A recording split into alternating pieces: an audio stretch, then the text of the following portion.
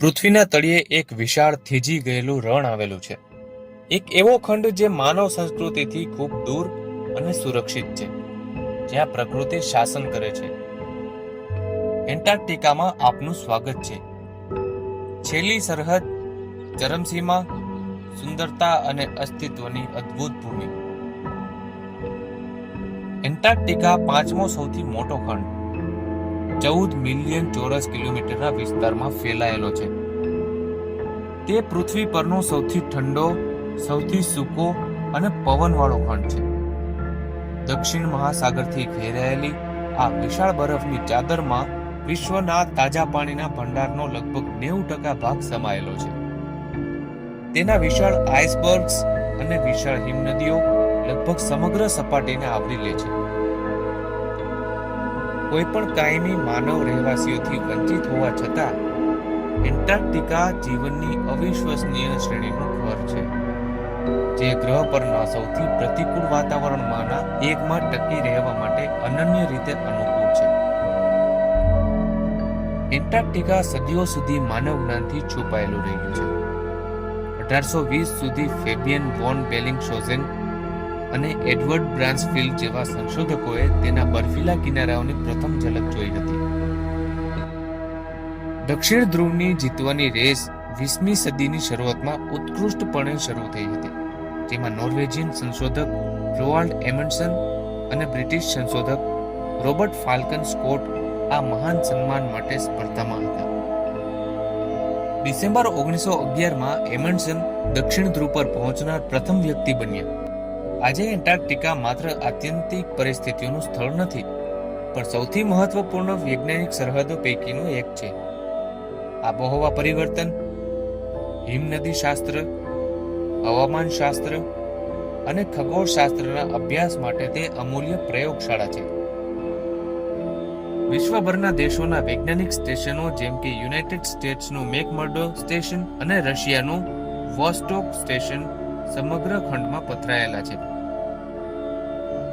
અહીં વૈજ્ઞાનિકો બરફના કોરોનો અભ્યાસ કરે છે, જે પૃથ્વીના આબોહવા ઇતિહાસને ઉજાગર કરે છે, સબગ્લેશિયલ સરોવરોનું સંશોધન કરે છે અને બરફ પર પડી ગયેલી વિશાળ તિરાડોની તપાસ કરે છે.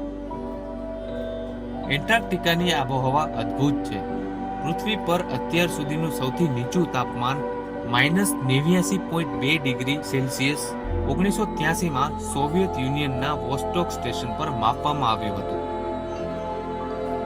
અહીં પવનની ગતિ 200 કિલોમીટર પ્રતિ કલાક સુધી પહોંચી શકે છે, જે ખતરનાક હિમવર્ષા સર્જે છે. ભારે ઠંડી હોવા છતાં ખંડના આંતરિક ભાગને પૃથ્વી પરના સૌથી સૂકા સ્થળોમાંનું એક ગણવામાં આવે છે. જ્યારે આવી કઠોર પરિસ્થિતિઓ નિર્જન લાગે છે, ત્યારે એન્ટાર્કટિકા વન્યજીવની આશ્ચર્યજનક વિવિધતાને સમર્થન આપે છે. એમ્પરર પેંગ્વિન્સ પેંગ્વિનની સૌથી મોટી પ્રજાતિ છે, જે આ ખંડના પ્રતિકરૂપ સમાન છે. આ સ્થિતિસ્થાપક જીવો કડકડતી ઠંડી અને કઠોર પવનો સહન કરે છે. એન્ટાર્કટિકના શિયાળાના સમયગાળા દરમિયાન તેમના બચ્ચાઓને ઉછેરે છે. તેમની સાથે અન્ય ઘણી બધી પ્રજાતિઓના પ્રાણીઓ આ ખંડ પર જોવા મળે છે. દક્ષિણ મહાસાગર જીવનથી સમૃદ્ધ છે.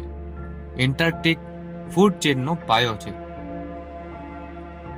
ઓર્કાસ અને હમ્પબેક વેલ સહિત અનેક સીલની પ્રજાતિઓ ખોરાકની શોધમાં બર્ફીલા પાણીમાં ફરતી રહે છે અને આ આત્યંતિક પરિસ્થિતિઓમાં પણ જીવન જીવવાનો માર્ગ શોધતા રહે છે.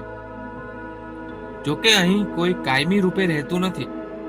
એન્ટાર્કટિકામાં વૈજ્ઞાનિકો અને સહાયક સ્ટાફની થોડી વસ્તી છે, જે મોસમના આધારે 1000 થી 5000 લોકોની વચ્ચે હોય છે. 1959માં હસ્તાક્ષર કરાયેલા એન્ટાર્કટિક સંધિ હેઠળ એન્ટાર્કટિકા શાંતિપૂર્ણ વૈજ્ઞાનિક સંશોધન અને સંરક્ષણ માટે સમર્પિત છે. આ સંધિમાં કોઈપણ પ્રકારની મિલિટરી પ્રેક્ટિસ, ખનિજ ખાણકામ અને પરમાણુ પરીક્ષણ કરવા પર પ્રતિબંધ મૂકવામાં આવ્યો છે. એન્ટાર્કટિકાની બરફની ચાદર પૃથ્વીના આબોહવા સંતુલનને જાળવવા માટે ખૂબ મહત્વપૂર્ણ છે. જોકે આ નાજુક ઇકોસિસ્ટમ જોખમમાં છે. વૈશ્વિક તાપમાનમાં વધારો થવાથી ખાસ કરીને એન્ટાર્કટિક દ્વીપકલ્પ અને પશ્ચિમ એન્ટાર્કટિક આઈસ શીટમાં નોંધપાત્ર બરફનું નુકસાન જોવા મળ્યું છે. વૈજ્ઞાનિકોએ હિમનદીઓનું ઝડપી પીગળવું નોંધ્યું છે, જે દરિયાની સપાટીમાં વધારો કરવા માટે જવાબદાર બની રહ્યું છે, જે વિશ્વભરના દરિયાકાંઠાના પ્રદેશો માટે જોખમ ઊભું કરી શકે છે. એન્ટાર્કટિકના બરફની ચાદર પીગળવાથી સમુદ્રનું સ્તર 6 મીટર સુધી વધી શકે છે, જેનાથી વૈશ્વિક સ્તરે માનવ વસ્તી માટે વિનાશક પરિણામો આવી શકે છે. એન્ટાર્કટિકાનું ભવિષ્ય વૈશ્વિક પર્યાવરણના ભવિષ્ય સાથે ઊંડાણપૂર્વક જોડાયેલું છે. આબોહવા પરિવર્તનની મિકેનિઝમને સમજવા અને તેની અસરોને ઘટાડવાની રીતો શોધવા માટે એન્ટાર્કટિકા પર સતત સંશોધન કરવું જરૂરી છે. હાલના વર્ષોમાં એન્ટાર્કટિક ટુરિઝમની લોકપ્રિયતામાં વધારો જોવા મળ્યો છે, જેમાં દર વર્ષે હજારો લોકો અહીં મુલાકાત લે છે અને રાત્રિ આકાશમાં સર્જાતા અરોરાને જોવા માટે પ્રવાસીઓ અહીં આવે છે. આ ટુરિઝમને લીધે ખંડની સુરક્ષા પ્રત્યે ચિંતા થવી સ્વાભાવિક છે. એન્ટાર્કટિકાના ઇન્ટરનેશનલ એસોસિએશન જેવી સંસ્થાઓ ટૂર ઓપરેટર્સ અહીંના ટુરિઝમને કંટ્રોલ કરે છે અને દરેક ટુરિસ્ટ અહીંના નિયમોનું ચુસ્તપણે પાલન કરે છે તેનું ધ્યાન રાખે છે. એન્ટાર્કટિકા પાસે ઘણા રહસ્યો છે જે હજુ ખુલવાના બાકી છે. તેની જાડી બરફની ચાદરની નીચે પર્વતમાળાઓ, સબગ્લેશિયલ સરોવરો અને જીવનના સંભવિત નવા સ્વરૂપો છુપાયેલા છે. એન્ટાર્કટિકા પૃથ્વીની છેલ્લી સરહદ માત્ર એક બર્ફીલા રણ કરતાં ઘણું બધું વધારે છે. તે પ્રકૃતિની સ્થિતિસ્થાપકતા અને સૌંદર્યની યાદ અપાવે છે. તે આપણા ગ્રહના ભવિષ્યની ઝલક છે.